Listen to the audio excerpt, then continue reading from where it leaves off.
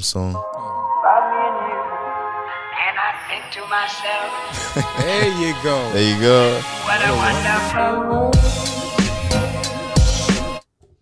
Yo, what's good, man? It's EC Pinchar Podcast with your one and only host, Glory Boy, here with our next special guest in the building. Thank you. I appreciate you for coming through, I Man. appreciate being invited. I just want to give a little backstory on how everything just came about. Okay. So shout out to your wonderful daughter, Brandy, for setting this up. So I saw you on her Instagram. I mentioned that to you earlier. So when I did see you on her Instagram, you guys were having a conversation about, I think, relationship conversation or something. Okay. And that just caught my attention. The way you was kind of going about it, I was like, man, this man sounds interesting to listen to. Let me bring it on. Let me bring him on to the show, and so we can have a conversation about just anything in general. Sure. And I appreciate you for taking time out of your schedule and just actually being here. Thank you for having me. Yes, sir. My pleasure. But yeah, how you feeling today? How you doing? I'm feeling pretty good. I'm dealing with this cold like everybody else, but I'm maintaining. I'm a Buffalonian, so it's not my first go around with this. I know. You've been here for a while, so I suppose so. You basically used to it. Basically, most of my life, I'm 59, 58, going 59, and at least 40 of those have been outside of Buffalo. And then, inside Buffalo. And then, I was a child for a little while and traveled around and did some stuff like that. Period of time lived in Africa and all that. So Yeah, how was the traveling for you? Was it well, too much or? when I was little, my parents were divorced, so me and my brother ended up going with my mother, and then so the travel would be to visit dad, kind of stuff, So that, Right. And then she moved us out of Buffalo for a period of time, and I lived with the hillbillies, and then came half hillbilly, I guess, after that, and then kind of just we was traveling the road, Kind of she got her master's degree from RPI. We lived over by Albany. Kind of then came back to Buffalo, but lived out in the suburbs. Yeah, but you still facing the snow though, that cold weather. Oh yeah. It was all snow. We didn't get to go to Florida or nothing like that. Yeah, it's so it doesn't really. You still had to experience it. But yeah, once again, it's a pleasure having you on here. I just want to start off because before we even started off, you asked me where you from, and I told you I'm from Congo. And the most interesting part of it is you actually pulled up a Congolese song. That's right, Roger Miller, Pepe Kale. That's my go-to point for Congolese / Zaire kind of musical reference. Wow. So how did you learn all of that? Because did you live in Africa for a long period of time? Yeah, I was living in Africa at the time, and I was in Senegal. Okay. So I was primarily caught up with Senegalese stuff, music, listening to what they were listening to. But then when you're on the continent, you listen to other music that's coming over the radio kind of thing. And Pepe Kale was humongous, so he was blown up so big that you hear him all the way in Senegal. Yeah. Oh man. Yeah. So and then you couldn't help but like him because African music got that infectious kind of vibe to it, get you up and moving and dancing and everything like that. And what year did you go to Africa? I was late 90s. Okay. 96, I guess, something like that. Let's talk about that because nowadays, when things started changing, let's say like the media, the way they will kind of show Africa how it looked. So based on your own experience, based on your own perspective on Africa, how did Africa look in the late 90s when you were there? Oh, it looked great to me. Right. I was all dreadlocked out and everything. Oh, you had dreads? Oh yeah. Oh man, Yeah, maybe that's where Brandy got the inspiration from. yeah, I had dreads down to my waist kind of things back then. And then I knew what they kind of presented Africa as, but I also had a Bob Marley kind of perspective. They don't listen to the colonizers and what they're presenting and putting out there. So yeah, when I went to Africa, it was fine for me. I lived in Mali for a little while and Senegal. Senegal mostly, a little bit in Mali. Right. And then the media and everything really did not change your perspective or your drive on trying to experience. I was there, for instance, they had a Gambia people know Senegal and Gambia, and Right. Gambia had their coup d'état when I was there. And at the time, I was first I just went to Africa. Then while I was in Africa, I joined the Peace Corps. Okay. So after that, I had some kind of job. I got married, had children, and then I was in one of my locations near the border, Gambia, Senegal, when the coup d'état broke out. And it was funny listening to how they portray it in the regular Western media as opposed to what was really happening. I was right on it, you know. Like you see the news and say, man, I ain't see that. I ain't see it. I ain't see They it. lying. And then you get enough of a perspective. It's like, yeah, well, I mean, there's elements of what they're saying. It depends on where you're standing and who are you. If you go, the way it affected us was we were in Senegal, right at the border, and people go to the market in Gambia for groceries. So when the coup happened, the soldiers came across from Gambia into Senegal to tell everybody, market's closed, don't go. You know, that was, and it was just temporary, of course, until they settled down whatever they were doing. Right. But nobody was firefighting across the border, or, you know. So I learned not to. I listen with a lead ear when they talk overly much about anything like that. And being Black American, you know how they talk about Black Americans in America. And you're like, yeah, you know, it's true-esque. And I like how you brought up that point. Actually, let me just go on that point that you made. So just being a Black American man and going to live in Africa, how did the African people like receive you? Like, because you know nowadays they say, oh, Africans don't like Black Americans. Americans don't like Africans. Like, how are you feeling? I don't feel that. I think it's a matter of kind of point of view. A lot of I'd meet other Black Americans over there, and everyone had a varying degree of success, I'd say, in like how you integrated with things. And as Black Americans, there's a lot to learn when you're in Africa about the Africa that you're in. If you're in Senegal, you're in Senegal. It's not Congo/Zaire.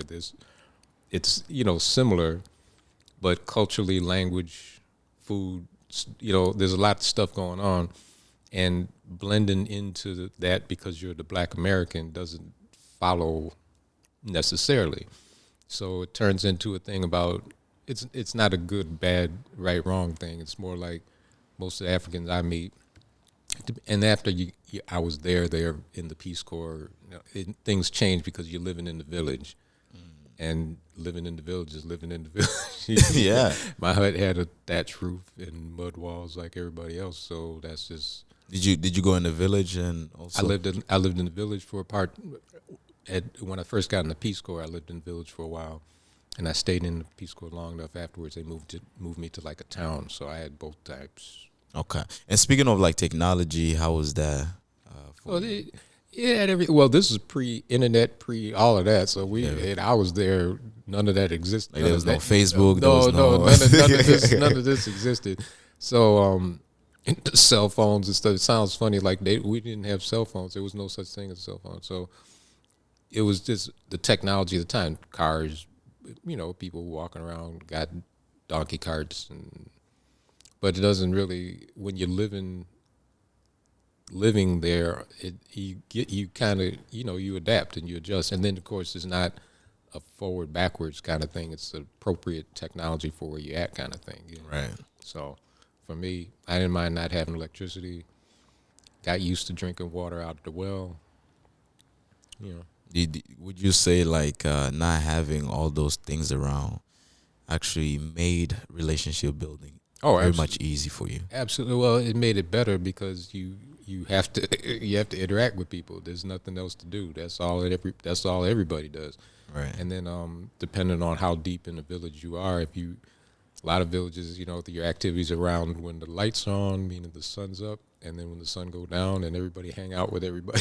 And so yeah, you know, that's how it was. Man, that's amazing, because that's something that we like in today's generation. It's like we don't really have that as much. You know, like now it's people are afraid. People have a lot of different, let's say, diagnostics. You know, people are going through a lot of different things. You know, people have anxiety, so the anxiety affect them from communicating with people. But on social media, they're very active. You know, in person communication. That's because you can be fake on the social media thing. Everybody, you know, you're putting on a role and you're not interacting with someone with flesh and blood. It's just an image, and you could project any kind of image you want. So that's just that's the way I see it. And it falls, and then when you introduce places that were pre that, and they start getting their internets and stuff, they talk about this like in Nepal and now in Greenland. Greenland's big in the news because of Trump. But one of the things is the natives up there have just recently gotten hooked up to the internet and stuff, and now they're having serious depression issues, and the highest suicide rate in the world is Greenland, and they're young people, particularly the ones on the social media. Right. And it runs contrary to you, like, well, social media brings people together, and it opens up the world and all this kind of stuff that is presented as. Yet when you take a more innocent, if you will, or pre that culture, and introduce that's all you've done is introduce that to them, and then they're crashing emotionally in such a way. You need to question what you just said. It's like, well, it's undeniable. Like, you're doing a podcast and someone in Australia could hear it, so of course you're communicating in a way that's pre this impossible. Yeah, a lot of things have, I think have evolved, have changed. So I want to ask you, because I know you mentioned that you was married. You married in Africa. Mm-hmm. So speaking of being married, what was your experience like meeting women in America or meeting women in Africa, if we compare the two? Well, I guess I had 2 unsuccessful marriages, so I'm maybe not the best person to ask about marriage stuff. But in Africa, I mean, my wife had a curiosity about me, and in a way that I hadn't experienced before. So we had an interesting time.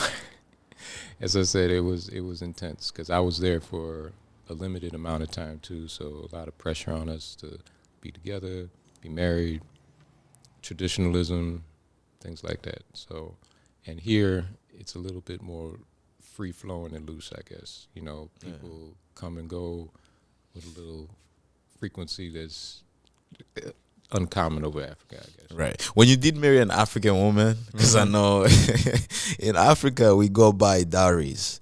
Like when you marry somebody's child, you have to pay. And then in my case, it was some herd of sheep. Okay. So you just get some sheep. Well, it wasn't just doing. It's not merely a matter of that. It's a matter of an invest. It's not. People take it as paying for something, as if you're purchasing something, and it's not.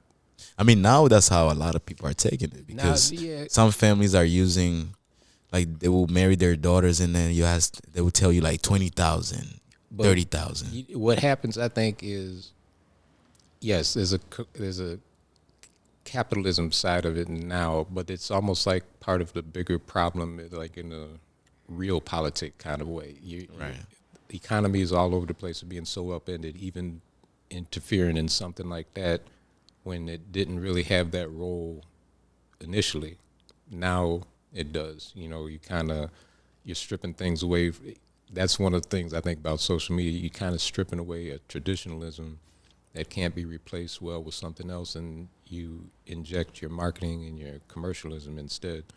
And it does. It becomes an exchange of goods instead of something. Yeah, it starts to look like that. It does. But like when the family approach you, so let me say, because we Africans actually get to have like traditional and then actual wedding. So like traditional wedding, how did that go for you?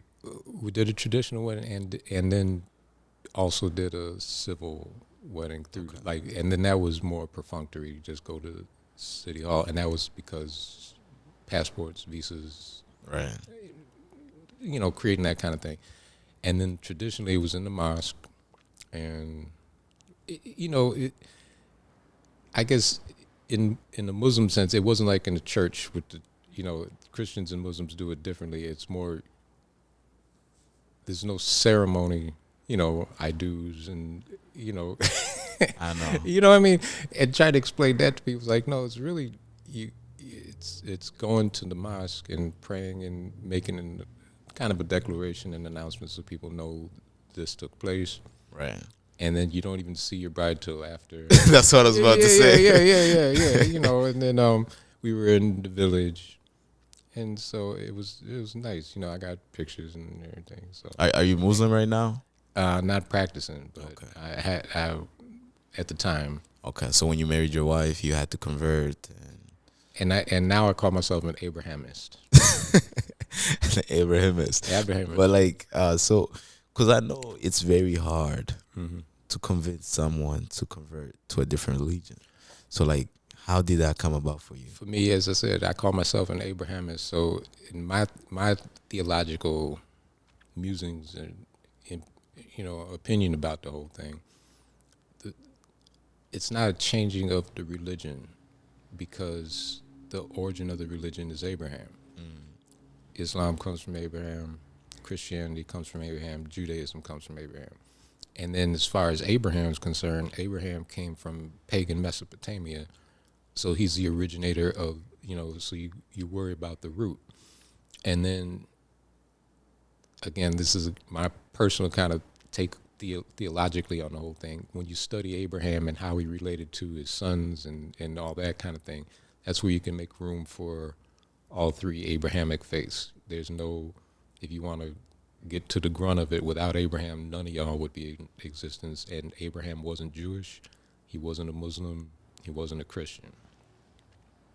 Literally, like you read the story and you understand, like, okay, he rejected the religion and where he came from, the land of his fathers, and in the sense of history, the first monotheistic religion lays with him, and he didn't proclaim Muhammad, Jesus, or Moses because they came after him. So you go to Abraham, and you can make it happen. Yeah, yeah, most definitely you can make it happen.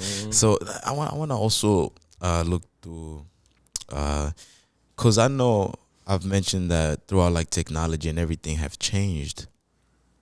So when there was no technology, how was it for you to learn different things and also staying focused on your true passion and dreams of trying to achieve certain things? Oh, we had books. Right. That was really our technology, books and typewriters. Was it hard to access books? When I was in Africa, it wasn't a hard thing. It was like something sounds funny now because we all got phones and you flip up your Google and look up anything, anywhere, anytime kind of thing. You had to pre-plan something. If you were looking into researching something, you had to think about, okay, in Senegal's case, they had libraries, but not where I was. So I'd have to go to Dakar, the capital, to look something up. And then I was in the Peace Corps, so we had a Peace Corps office. They have books and library stuff. And then you could, if you needed something a little stronger, like the computers and stuff, it sounds weird, and I feel old when I say this. But computers started kind of like my last year of college. Okay.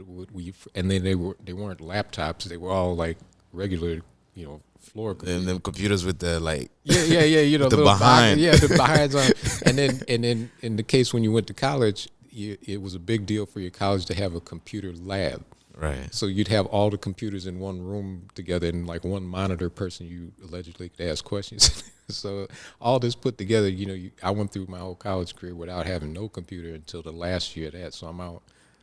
I was on the edge of where things were going, and in Africa's case, we were still enough people didn't have computers or any computer access. So it didn't really change anything for you. So it was just No, it was just, it was nice to have it when it came up. Like, oh, look, a computer. Show me how to do something with this thing.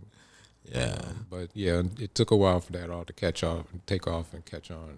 Right. And also like in terms of like education, let me say in America, because I know throughout your time, black people were going through the time of, civil rights movements and, trying to gain our freedom and seeking for different opportunities and so on.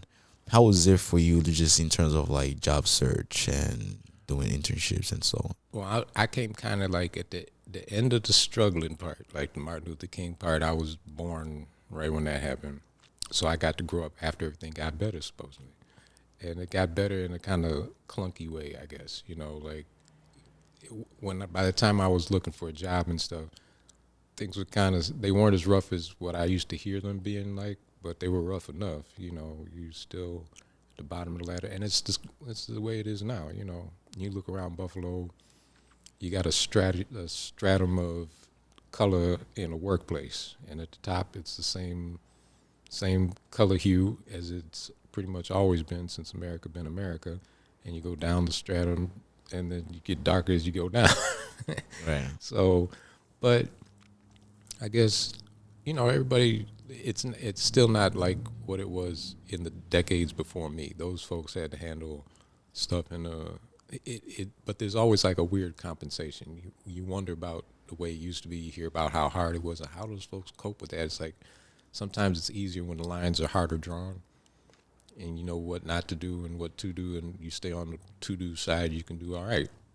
It's kind of like that, you know. Yeah, I mean, also you mentioned like in the Job Corps and how things were, but like, let me say you go ahead and apply for a job. How long did it take for a job to reach out to you, or how long did it take for you to be even accepted into that office as you're waiting in the waiting room?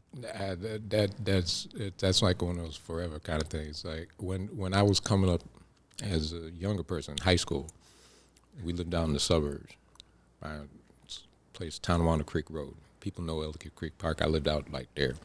And back then, they didn't have none. If you go there now, you see shopping malls and strip, you know, tons, all the way down Niagara Falls Boulevard. When I was there, it was all forest. Sounds crazy, but there was farms out there. Wow. And a spot here and there, you might have a place to look for a job. And the place I finally found a job at was called, it took me forever. No one would even, nothing. And because we were like one of the only black people out there, so they weren't going for that. And then when I finally got a place, it was called John and Mary's. And I forget, I was psyched. Oh, I got a job, and the son of the owner one time told me how, yeah, you know, a friend of mine came in here and he saw you making pizzas and he turned right around because he didn't want a nigga making his food. And that was like they lost customers. It was a thing where they pointedly said they didn't care what people were saying. So Buffalo was that racist? That was out in Amherst. And Amherst. Yeah. And then before we got there in North Tonawanda, once they said when you went down Niagara Falls Boulevard and got to North Tonawanda, there was a sign up, KKK, no niggas allowed, meaning in North Tonawanda, don't stop here. Damn. So, yeah, this out there was rough. I mean, even today, if you look at like Amherst or Tonawanda, there's certain areas where if you're driving there as a young black person or so on, they're more likely to say like, "Oh, do you live in this area?" Yeah, they'll give you some question marks, and right. And it was more so, but I can't say more so exactly because it was less of us out there anyway. And so once they figured out why you were there, you kind of got left alone, but you didn't get invited to birthday parties, you know.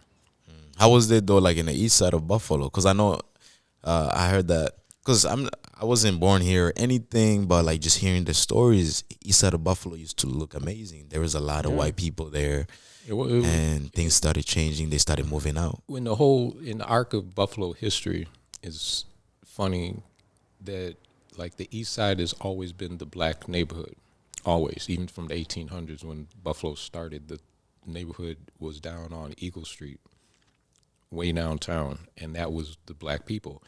And it sounds bad, but at the same time, it's like if you understand history, Buffalo was 1% black up until the 70s, basically. It started changing maybe in the 30s, 40s, but it went up to like significance in the 70s. But prior to that, for 2/3 of the history of the city, 1%, that meant if you were black, you could hardly be but in your own neighborhood because there was no black people around. But they all fell on the east side. And then without having a explicit segregation, it was kind of like that by default.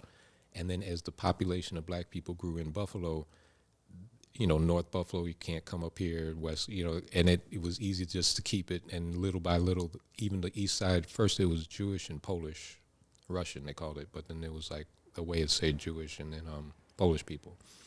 Then they all started moving out, and the black population was growing. again on the east side, and they just kept it, and it was nice up until they put the highway in. And So the then highway kind of changed everything. the highway destroyed it. Wow. And then I know that from my grandfather was a doctor. He Okay. was one of the only black doctors in Buffalo.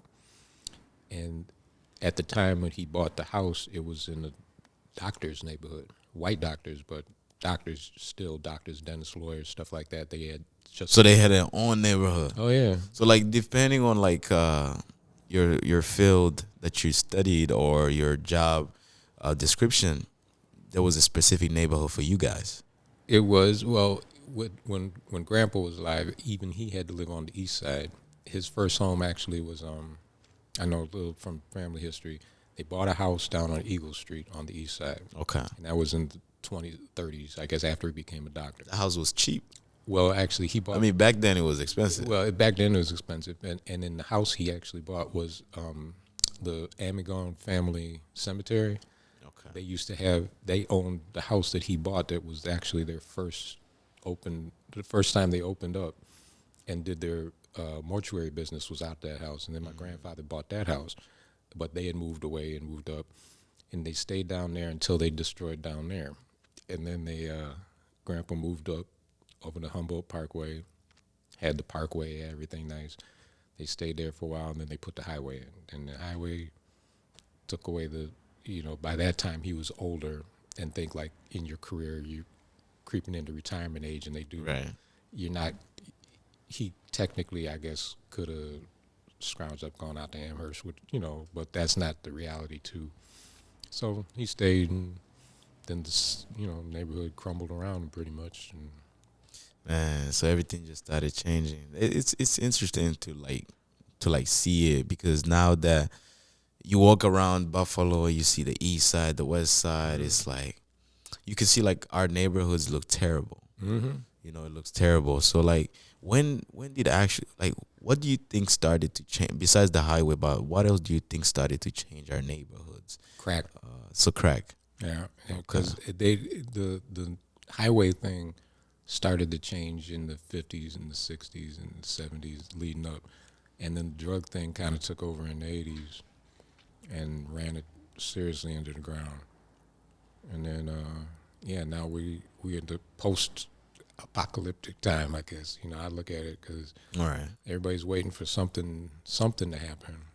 Buffalo needs something to happen.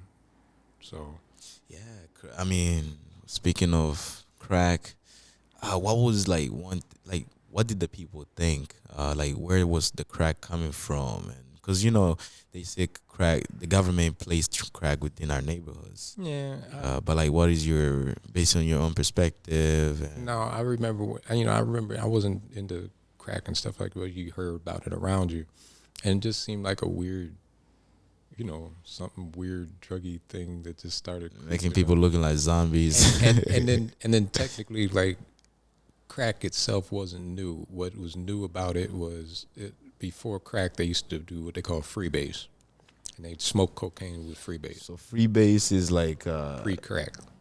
pre-crack. But the reason why it didn't affect the black neighborhood is because crack is still cocaine, and it was like a way to stretch your cocaine to make it cheaper and make it stronger. But cocaine was still cocaine. It's expensive. Black people don't have no money. If you was in the 70s and stuff like that, that's something that if you were a pimp or some big deal kind of dude, but regular on the street hustler kind of cat, they didn't do any kind of, because freebase cost, all that stuff costs money, and then freebase is dangerous. There's a comedian, Richard Pryor. He used to do freebase. And of course, he's a big Hollywood star, so he can get cocaine to begin with. So, it kind of lends itself. You need the money to get the drug. And then the freebase part would amp up the drug. But the problem with freebase is if you didn't do it right, you could blow up because it involved... Or you go, like your body going? No, explode because it involved... Oh, like as you're doing it? Yeah, because you have to dissolve the cocaine in some flammable liquid and then light that on fire and you imagine something. And when Richard Pryor did it, he literally set himself on fire. He explained he was freebasing and then decided he was going to try and kill himself and then do it, but he still lit himself up with a freebase pipe because all the fumes and stuff. So that didn't crack eliminated the explosion part. Right. And then it was the 80s too. There was, when they say the government was doing it, it was like a Ronald Reagan thing. Ronald Reagan wanted to beat somebody else, some communists in a certain area. So he sold them weapons, and it was like a twisted thing of the CIA was bringing in shiploads of cocaine, and when all of the ghettos got flooded with cocaine, the price dropped. Now everybody can get cocaine. So, and then they figured out crack, And then they use that as a way to start putting people in jail. oh yeah, So they bring the cocaine and then boom, you have it, boom, you get arrested. Now you're in jail. Yeah, and then on the fundamental level, no one pays attention to what you call real politics with stuff like that. Yeah. It's the gangs in the street and Yeah, because nobody want to snitch. And well, and then That's also- and then the snitching thing is it's the as they put it, like the baddest gang in the neighborhood of a ghetto or something doesn't have an airplane that came from Peru with a load of coca leaves. yeah, it doesn't make sense. So the bosses that you want to snitch on ain't getting snitched on anyway. It's just the foot soldiers down the street. And then, America makes money off of prisons and that kind of life. Yeah, that's true. With all the bonds money, Yeah, with everything. bail money. We have the most people in prison except El Salvador right now, I guess. El Salvador's, but per capita, America throws more people in prison than any other country in the world. Wow. Except El Salvador. And that was just recent with El Salvador. I mean, I don't think they're increasing now. They pretty much threw everybody in jail. That's crazy. That's crazy. But like I wanna also ask you, in terms of like just being young and trying to, have your own friend group. How was your friend group like? Now I'm an older dude. All my friends are gone. I got, my best friend was my old roommate. He's from Haiti. Okay. And he's about to retire and move to Colombia. So that happens. Oh wow. Yeah, when you get older, your circle shrinks, especially for men, I think. You kind of lose track, don't keep up with. Because men are not petty. Because let me say, like you said, for men, it's like you can literally not speak to someone for years, but you meet them and it's like they're still your brother. Yeah, it's like that, So, and I'm not too caught up with being lonesome. So I'm getting now after second divorce, I'm getting used to being solo. But I'm rolling. How did the divorces, affect you mentally? Oh man, physically, spiritually, all of that. I guess it throws things into perspective, and I guess I'm not bitter about either of them, and I don't have any bad feelings about anybody. And if they got bad feelings about me, it's like they're women. So what you gonna do? Yeah. How did that come about, if you don't mind me asking? Well, the first one I messed around with, with the second one, and the second one. So the first one is your fault. Yeah, the first one was my fault. Absolutely my fault. Second one wasn't my fault. How did you get caught with the first one? Oh man, it's just like you when you young, you gotta be settled in your head about stuff. You know what I mean? Especially when you start marriage and children and all this kind of stuff. I try to do the best I can, but I stumbled. You was the OG player. I did the stumble stuff. Yeah, I mean it's always like that. When you get caught lacking, you can't even explain yourself. No, especially when you get older and you know better, and you're like, damn, well, that's what we were made of clay. That's what the Bible says. Did you marry at a like young age? I was 25. 25? The first time. Okay. And then I'd done some things, been some places, lived some life. Thought I knew what I thought I knew enough. Right. That's normal. Yeah. And you find out, no. There's a lot more to learn. So, but like, even though you're divorced and so on, like, do you still keep a positive relationship with your ex-wives? I guess of sorts. We ain't really, we ain't chummy. Right. Because nowadays, it's like people are so petty. Yeah. Like they're so petty. Like, for me, it's like an attitude thing. I don't have any kind of ill feelings about either of them, and we're not geographically around each other. I think the first one went back to Africa, and then the second one went to North Carolina. So I'm just, you know, we don't bump into each other at supermarket. Yeah, that's where.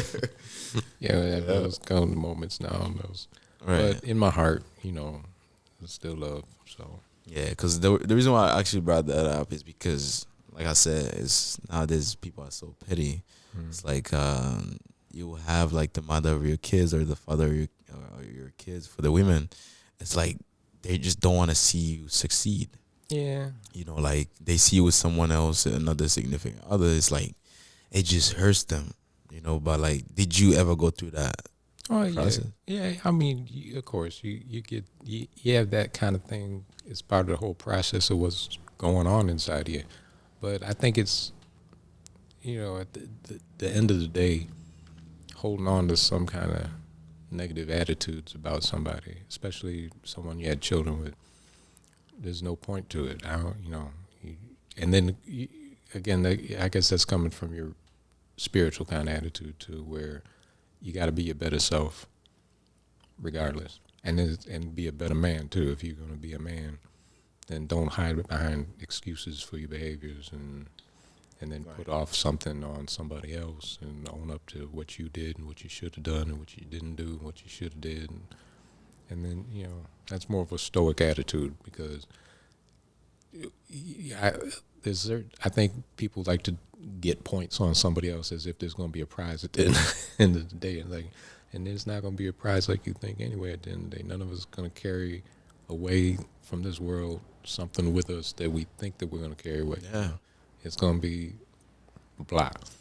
Yeah, that's true. You know, a lot of men today are very like feminine. You know, very sensitive. Like they will really trip over anything. Like I saw this video. These two guys coming out of work, from like an Amazon. Okay. They were fighting for a woman, for one girl, and the girl was saying, "Stop fighting." And people were like, "Why you guys fighting for a girl?" You know, like, and the guy took a knife and stabbed another dude. You know, like, how would you, like, throughout like the era that you grew up in, how were men then? Like, were men acting more masculine? And Well, yeah. I mean, with this the alphabet kids thing, that's kind of thrown an interesting perspective on stuff. I understand the idea of being sensitive and in touch with your feelings, and yeah, we're all humans, you're all human beings, kind of. right? But having over passions to get yourself in trouble is ridiculous. You know, it is. Right. And so, at the end of the day, as beautiful and as love you might be in with somebody else, their breath gets stinky if they don't brush their teeth. You know.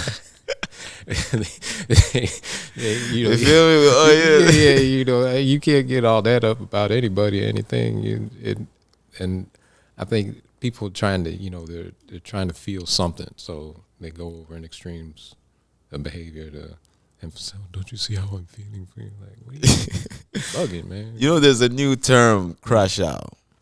Yeah, I've heard that. I don't quite know. What's your take on it? Crash out. Give me a context. Give me like. So crash out is just anybody that just crashes out. I think and people are really embracing that. Like somebody posted a video And then doing nothing. and it's saying that like, man, like this POV, like point of view of when I was crashing out, and he's showing like fighting people, going crazy, and all of that. He's really embracing that characteristic, but like I think it's a version like you all. The challenge for you all's generation really is to find some kind of point to existence. You got everybody's seeking for attention. yeah, that's what your point for existence is right now, and that's kind of turning on itself because who cares? You know, like you got all the toys that we didn't have coming up, but we didn't have this kind of self-attention thing going on, and now I think it's kind of crumbling in and creating, you know, crash out problems. But it's manifesting differently. It's interesting depending on the culture. In Asian cultures, they're doing a version of the crashing out thing, but they call it lying flat, and they're not being violent. They're just not doing nothing. Like they have no ambition to get a job, have children, have a spouse, have nothing. They just have an apartment that they somehow manage to keep, and they live in it, and then they communicate through social media, And that's That's their crash out. That's their crash out. Americans always fighting, you know. So starting swinging on someone because you just don't care. I'm like, but that's an American affectation. You know, you could just assume just as well not go swinging on somebody, and then in a weird way you're obligating society to do something about you, which will lead to violence. You know, either someone got to come and get you, and you're gonna start swinging on cops and get shot, or we have to deal with you and put you in jail and spend money on you to sit in a cell with a bunch of other violent-minded people doing violent-minded things. But that's an American kind of thing. The other cultures, let's say the Asian ones in particular, those kids are just saying, well, we ain't doing nothing there. We're not even going to fight because what's the point in fighting? There's no point in doing that. There's no point in doing nothing. So, and that's, I think, coming from the global malaise, you know, and I don't quite know. It's a new thing. Right. It's too new to really. You can't look in the past too much because it's not really a good go-to. Right. You just got to learn from it. Yeah. Particularly this time with this, again, with y'all's new toys and technologies and stuff like that, it's playing a different effect. But yeah. You know. Also, speaking of cops, police officers, you know, like black people, we've always experienced systematic racism. You know, we've always come forward. You know, like, you know, you see a cop, some police officers will stop you just because the color of your skin. You know, but like, what is your take on the people that actually, you know, because there's some good cops too. Like, what are your take on people that actually act a certain way for attention to piss a police officer off? And you know, like, what are your take on that? You got no business doing that, you know. Because I know it makes it worse for the next person. Well, of course it makes it worse for the next person. And then there's that attention-seeking kind of thing. Me and dealing with police officers, it's real simple because you can keep it simple. You know, talk to them, and you basically don't do nothing. You know, if you have to interact with them, it's protection of yourself and your rights kind of thing. People, and you don't have to do much for that. You don't have to talk. Not when they say right to remain silent, it means shut your mouth, remain silent. Don't. What if they beat me? Like, well, I say, ow. I'd be stop, please, don't beat me. Right. But you know, I'm a de-escalationer first of all, and then it if anything, I aggravate police by asserting my right to not talk to them. And then, You just say, I don't want to. I got nothing to say. Yeah. I didn't see nothing. I don't talk to nothing. Especially if you come up to me out the blue and want to question me about something. I'm like, no, I know my rights enough, and I ain't got no reason to talk to you, so I'm not going to. I'm not going to give you anything. And then other than that, you know, police have a function. If anything, I'm very precise about the function. If they're doing what their function is, then I'm supportive of it. And then you know what that looks like, and you know, everybody don't play nicey with them, and Yeah, because when you play nicely with them, sometimes I feel like some police officers do take advantage of that. they can. But again, it's like, you know, they got a rough kind of gig. Regardless, they got to walk a line of carefulness. But if anything, I'm just observant because and then cognizant. You take too much for granted in the 21st century as opposed to the way things used to be. Right. So they on their, you know, they on point. They got jobs and pensions and wives and kids and stuff like that. So and they live too much as regular people too. The bad ones, you know. And if it's a bad one you're dealing with, you still don't let your ego get in front of your sense. If you got to deal with some bad cops, and you just take your ass whooping and wait and tell somebody later. That's what you do. Just take your ass. Hey, if it's going that way, Shoot, your mouth ain't gonna help. You know? Yeah, just take the ass Take whooping. the ass whooping, and then when you're talking to your lawyer later about what happened, say, "This is what happened. This is what you know." And then you fight it from that way. But you don't be, no, I don't know any cop. No, I'm immediately on the ground. Oh, okay. Yeah, that's true. Handcuffs and all that shit. Yeah, like No, but I ain't talking to you. No. so, cause you know when George Floyd was killed by a police officer, which was on on television Yeah, I watched that. worldwide. Like it was all over the world. Like even in Africa, some people, some family members back home would call us and say, "We saw this black man get killed by police officers."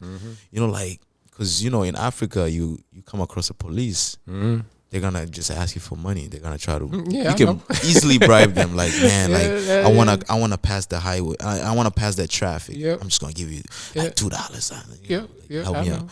You know, but here it's different. Yeah. So when George Floyd did die, and people started looting the stores and just breaking things and all of that, like what was going through your mind at that point? Well, I mean that I wasn't surprised by. And they're how doing it in our neighborhoods. Yeah, and I wasn't surprised, but that's that's excuse making for, and you're not doing anything of quality. You're just destroying something and then saying you're mad. That's ridiculous. And then I haven't watched that. Stuff like that happens, you know. Again, that's why submissiveness. It's a submission kind of thing, and then if you let your ego get ahead of your sense, you put yourself in deeper danger. That's just like, you know, and then because the way it went down with him is, I don't think there was an intent. I think they just kind of, you know, he was routinely doing something and kind of not paying attention to what Right. his not paying attention is what got him in trouble. Yeah. But it wasn't like Ku Klux Klan cops coming. One of them was an Asian. You know, it was a black one, Asian one, Puerto Rican one, and the white one. So you had the full spectrum rainbow there. Yeah. And I don't know if you watched the documentary from Candace Owen. She kind of did a documentary on that, and it just gives a little bit more perspective on the story, and when you look at different angles and everything. And To me, all that part, you know, when people like her do that, there's an irrelevancy to it. First of all, you go back to what the story was. What was the story? Well, he went in the store and used a counterfeit 20 to buy something with, and then da-dum. right. Okay, well, go back to that. You got the 20. I mean, you said that he went in there with a counterfeit bill. To this day, if you ask for evidence, like, can you show me the $20 bill, fake $20 bill that he allegedly used to buy a pack of cigarettes or whatever it was, that's not only just overlooked, but I think if you try And it's $20. it was $20, but then it goes back to the source of the story. It's like you said, this whole action started because of something he did. right. Well, if you're speaking legally, where's the evidence that he used a fake $20 bill? I know the guy said it was 20. I know it was fake, and I know they ran out and tried to stop him and all that, and he kept walking or something like that. But it's sort of beside the point when you don't produce the evidence that started the chain of events that you said that he's ultimately responsible for, because he was, even when they bring up the thing about him being high, like, did They try to say drug use. drug use? I'm like, well, did you know he was high when you sold him the pack of cigarettes? I mean, did you give him a drug test?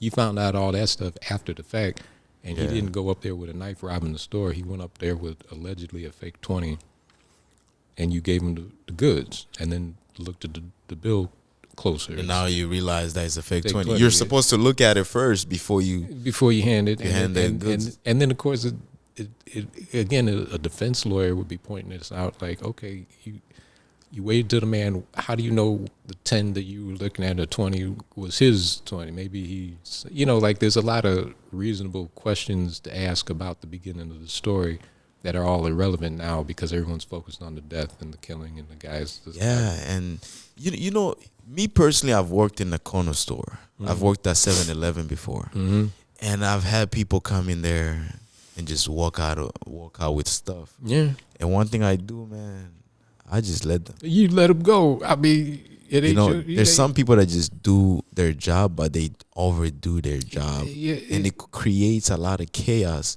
that you can really avoid, because for that $20 itself, it could have saved not just that man's life, but a lot of other businesses. And Well, the guy even said, and I have seen interviews with the guy who initially called, you know, the store clerk. He feels bad about it because, like you just said, it was, you know, and then again, that's the reaction you get after, like, it don't make well, he felt bad ultimately because of it was him that started the whole thing off. And then if anything makes you think like, okay, he probably did pass him a fake 20 or whatever, it's because this guy isn't making up that part of the story. It's just like, where is the 20 now? I don't know. No, the police don't seem to have it, but it existed. But he even, like you just pointed out, it was a kind of a so what moment in like in the ghetto. It was like, okay, so he got over you on a pack of cigarettes and gave him some change. And then, of course, he didn't even flee the scene. He was sitting out in the car. and Yeah. yeah. You had enough time to call the cops, so go over there and grab this dude and pull him out the car and all that stuff. So it was really underwhelming. Where I would have let the man been like, "What?" Hey, But just take it.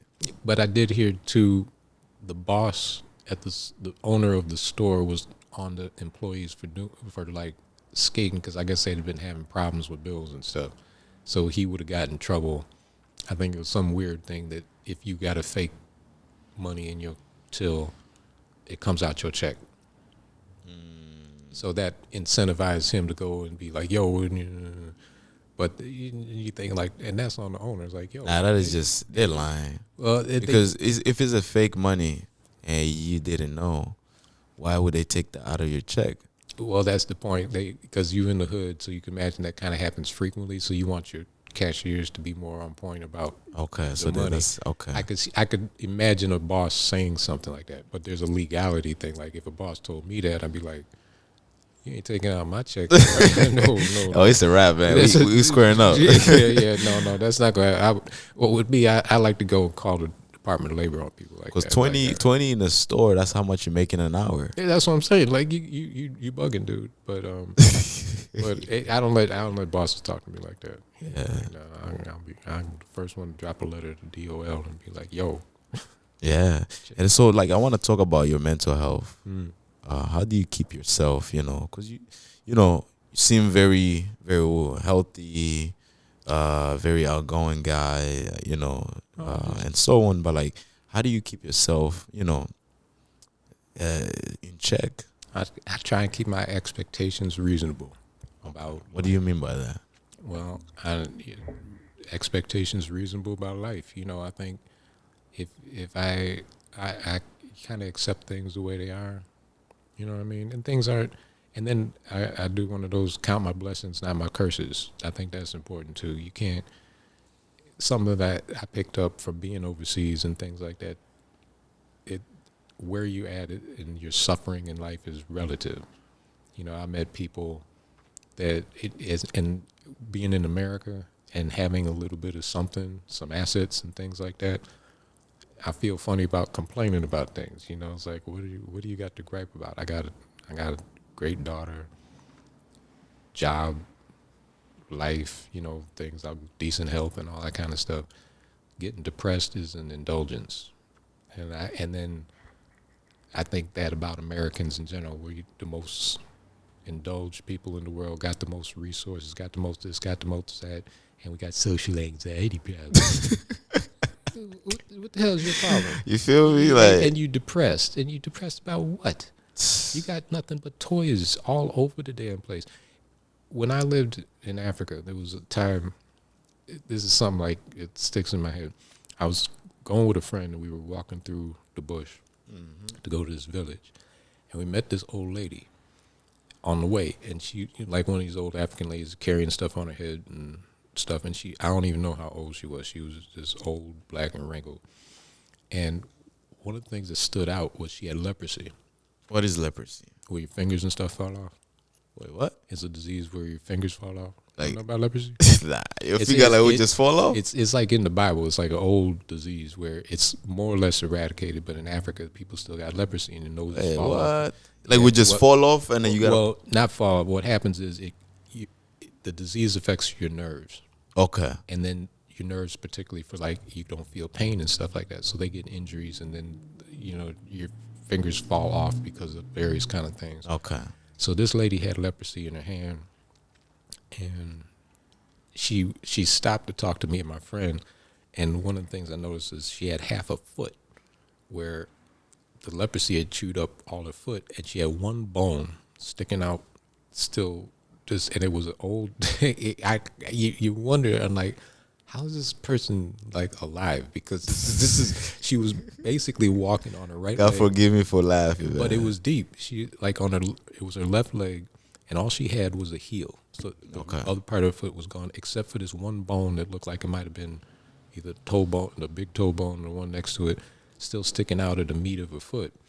And she had been walking through the desert from some other village with something on her head and going somewhere else and bumped into us.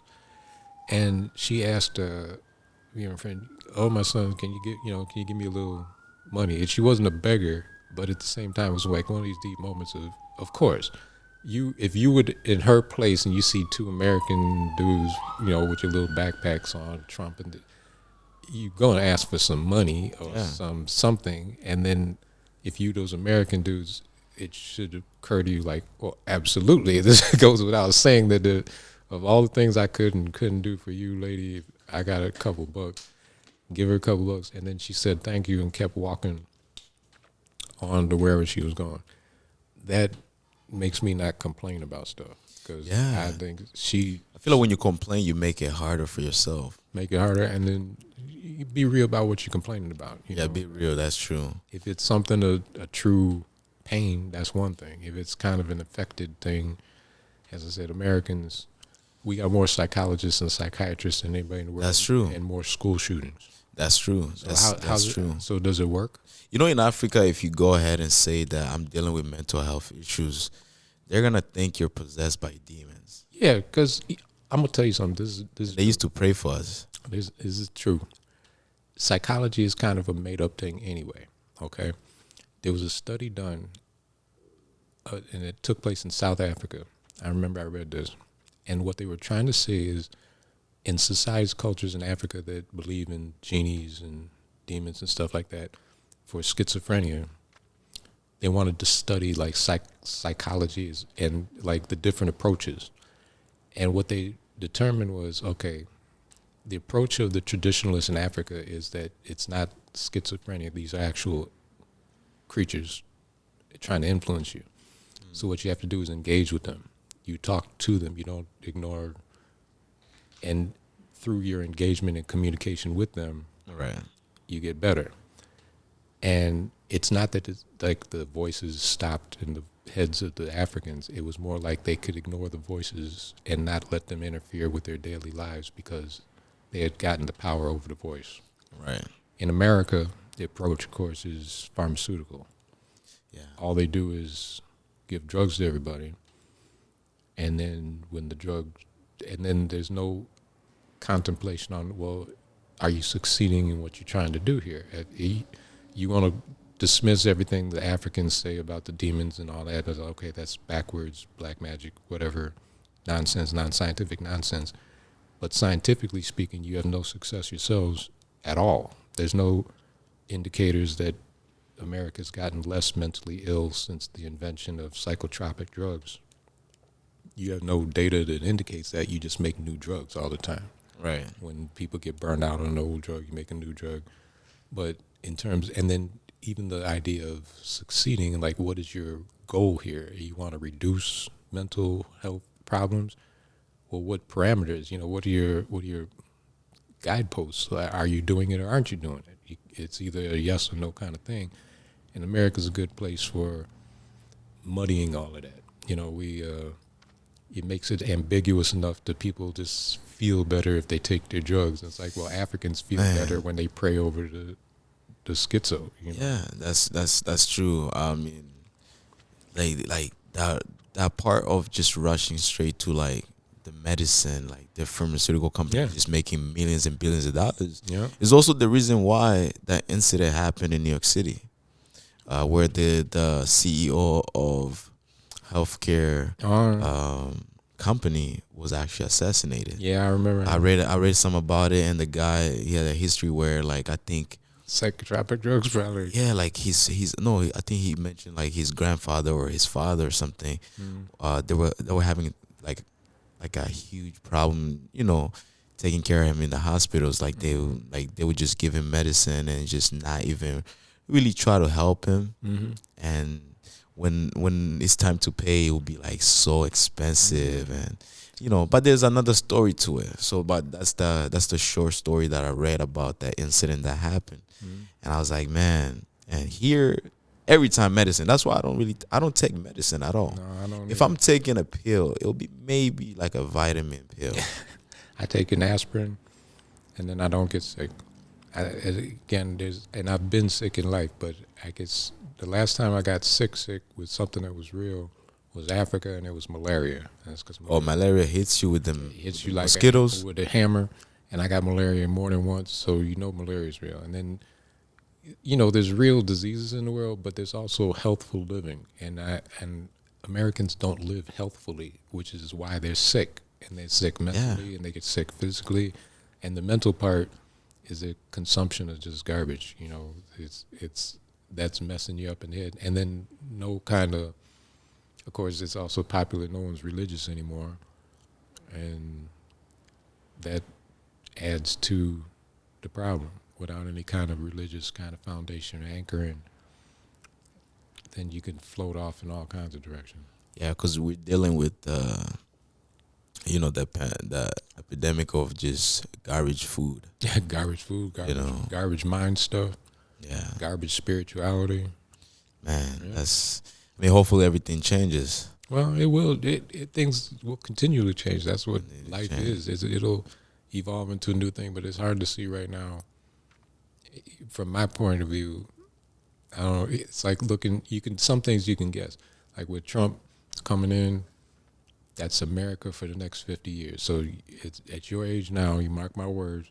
When you definitely get my age and then beyond, you'll see what I mean. And what he's doing, the changes he's making, the direction. So that's a prediction that can happen. But change happens too beyond that. Like the initial changes, these will be some kind of superficial initial kind of things. And then after these get done, what's America going to be in 100 years? I don't know. I won't be here, so I won't be able to comment on it. You'll be here spiritually. No, spiritually, but I won't be interested.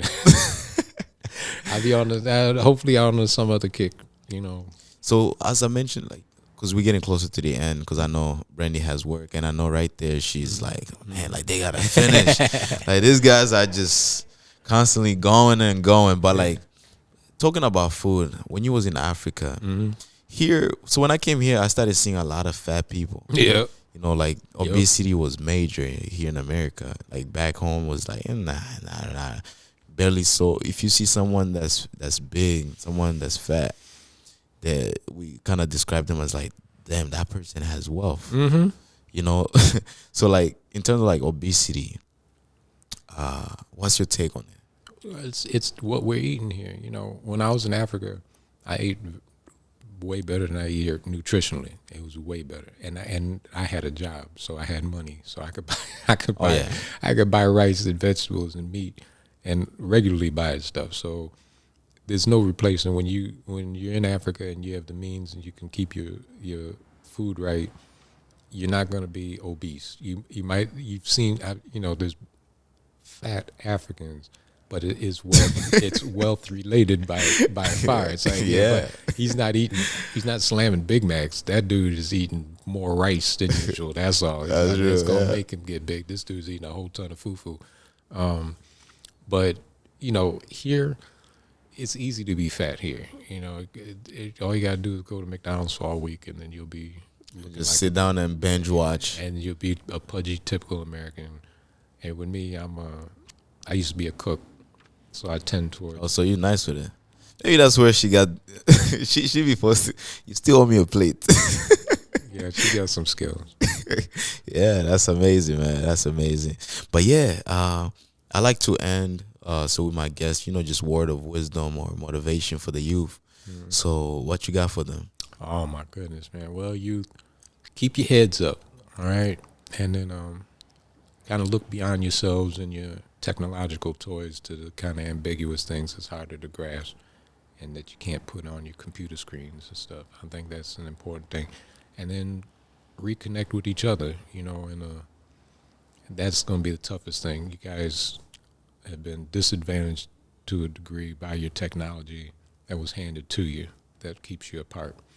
You got to try and work consciously to overcoming that. Yeah, most definitely. And I appreciate you, for stopping by, and I hope to have you back here. Sure thing, Because brother, we could go for hours. Anytime, man. Go for hours. But yeah, thank you so much once again. Yo, guys, man, this is Isip and Chow podcast. Don't forget to like, comment, share this video. And like I said, man, I'm going to continue bringing amazing guests. As you can see, this conversation was amazing. It was a lot of things to take. Appreciate it. And I learned a lot. And it's a pleasure. And shout out to Brandy, for making this happen. Yeah, darling. Yeah.